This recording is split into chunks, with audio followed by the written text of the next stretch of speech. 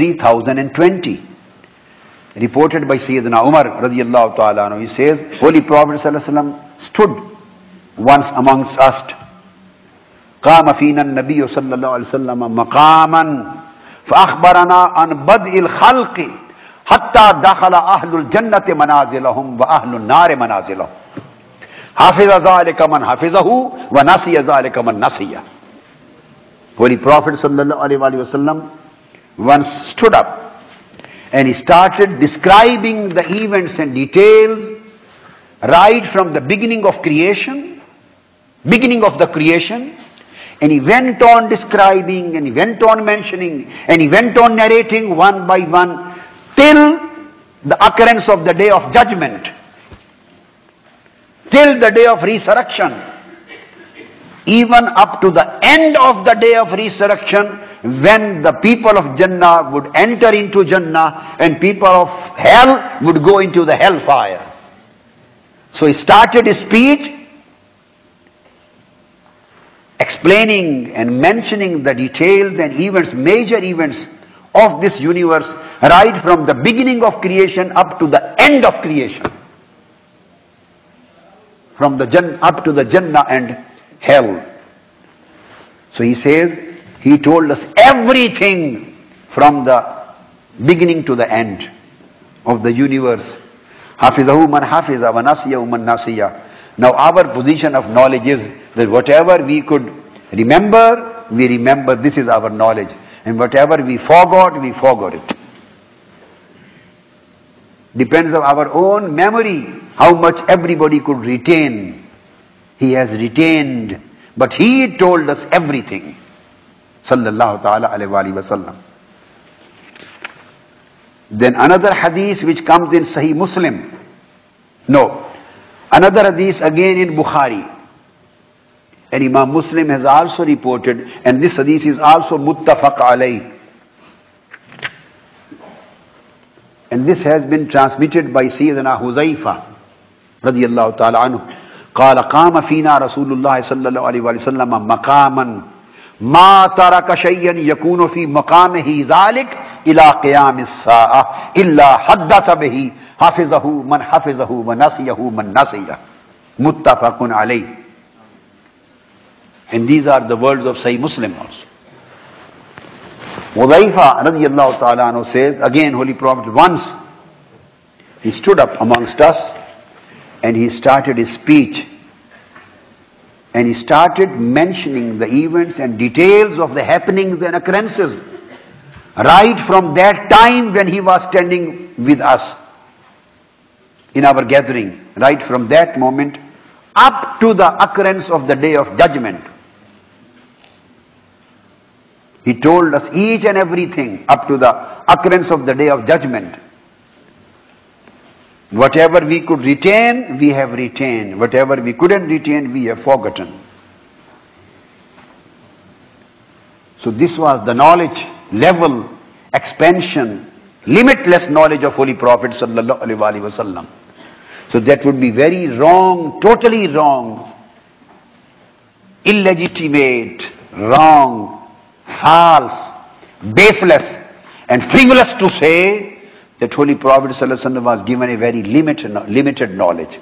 His knowledge was limitless, unlimited, as compared to the khalq. His knowledge was, he had totality of knowledge. Whole sum of knowledge was blessed on him. But when his knowledge is compared to the knowledge of Almighty Allah, of course, then it becomes a part. A very little part, just like a drop in an ocean. Prophet's knowledge as compared to the knowledge of Allah, then it becomes like a drop in an ocean. But there is no legitimacy of comparing the knowledge of Nabi and knowledge of Rasool with the knowledge of Allah. Knowledge of Makhluk, Khalq with knowledge of Khaliq. There is no relevance of comparing between the two. When just we compare the knowledge of Holy Prophet ﷺ with our knowledge, with the knowledge of the whole creation, with the knowledge of the whole mankind, with the knowledge which was given to the various parts and creations of the universe, then we say that whole sum of knowledge was granted to Holy Prophet sallallahu alaihi wasallam. The totality of knowledge was blessed on him. Each and every person in this world and each and every part of the creation of this universe, whatever knowledge is possessed by us or by any creation or by any scholar, by any alim, by any arif, by any wali, by any scientist, by any historian, or by any knowledgeable person of this world, any knowledge by us or by the whole world, that is lesser and lesser than a drop compared to 7 oceans. His knowledge is the wholesome, real wholesome and real totality. Ilmul Kul, as far as the Khalq is concerned. Again, Imam Muslim has reported another hadith, Imam Muslim. And the reporter of this hadith is Amr bin Akhtab. Amr bin Akhtab.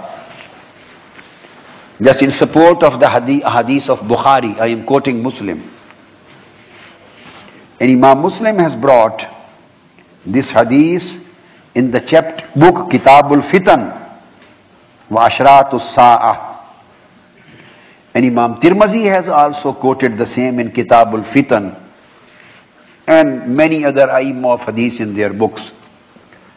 Amr bin Akhtab reports, قال صلى بنا رسول الله صلى الله عليه وسلم الفجر. What we do, we start from 10 o'clock, end up at Zuhr, and then we sit here and go giving the dars and studies up till midnight, the whole day, 8 hours, 10 hours. This is Sunnah of Holy Prophet sallallahu alaihi wasallam. Sunnah of Holy Prophet. And if you work keeping in mind and in your heart the Sunnah of Holy Prophet, then you never get tired. Because you are benefiting from the Sunnah, getting fairs of the Sunnah of Holy Prophet sallallahu alaihi wasallam.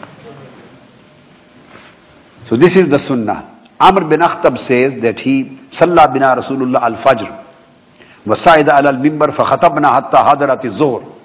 Holy Prophet sallallahu alaihi wasallam prayed Salatul Fajr with us.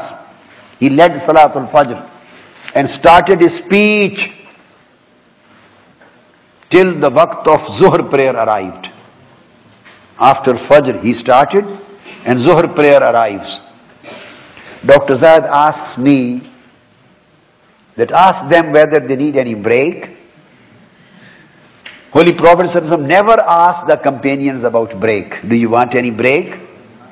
So I did 3 times, but nobody was ready to go out. Nobody was ready to leave this wine house.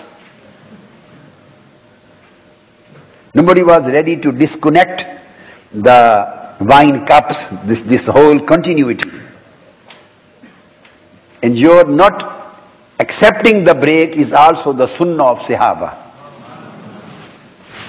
They were sitting right from Fajr to Zuhr and listening to Holy Prophet sallallahu alaihi wasallam. So you are performing the Sahaba Sunnah.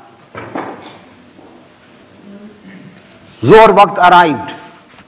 He continued, fanazala fasalla summa sa'ida al-mimbar. He came down, he prayed Zuhr, again went on the chair, sat on the chair, his mimbar, and started his speech. Hatta hadaratil asr. Then the asr prayer waqt arrived, time arrived. Thumma nazala fasalla summa sa'id al-mimbar. He came down, he prayed asr, again went back on the stage, sat on his chair and started his speech. Hatta gharabat shams. Until the sunset. So he delivered a speech continuously from Fajr to sunset, with 2 breaks in between. No lunch break, no dinner break, no tea break. Subhanallah. Last year when we had Al-Hidayah